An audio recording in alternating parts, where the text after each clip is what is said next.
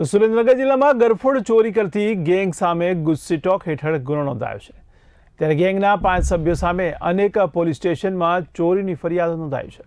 સુરેન્દ્રનગર, વઢવાણ, રાણપુર, નીલમબાગ અને ભાવનગરમાં કેસ નોંધાયા છે। ત્યારે હથિયાર ધારા સહિત કુલ 24 જેટલા ગુનાઓનો ખુલાસો થયો છે।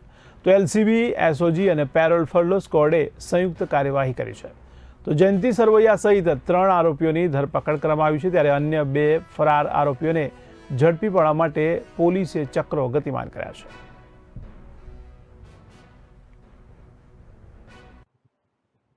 સુરેન્દ્રનગર જિલ્લામાં જે અલગ અલગ પ્રકારના જે ક્રાઇમ થયેલા છે, આમાં એક ચોરી અને લૂંટ કરનાર એક ટોળકી છે। આના ઉપર સુરેન્દ્રનગર પોલીસ દ્વારા અત્યારે ગુસ્સીટોકનો જે ગુનો છે એ દાખલ કરવામાં આવેલ છે।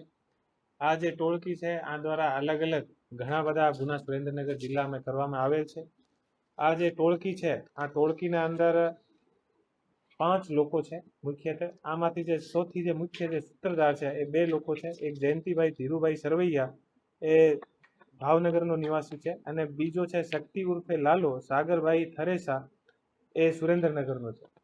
આ લોકો દ્વારા સુરેન્દ્રનગર અને આસપાસના જે એરિયા છે આમાં લગભગ 20 થી 25 ઘરફોડ અને બીજા બધા જે ગુના આ ટોળકી દ્વારા કરવામાં આવેલ છે। અત્યારે જે આ ટોળકી છે આ ટોળકી વિરુદ્ધ 12 જે મુખ્ય ગુનાઓ છે આ આધારિત ગુસ્સીટોકનો ગુનો દાખલ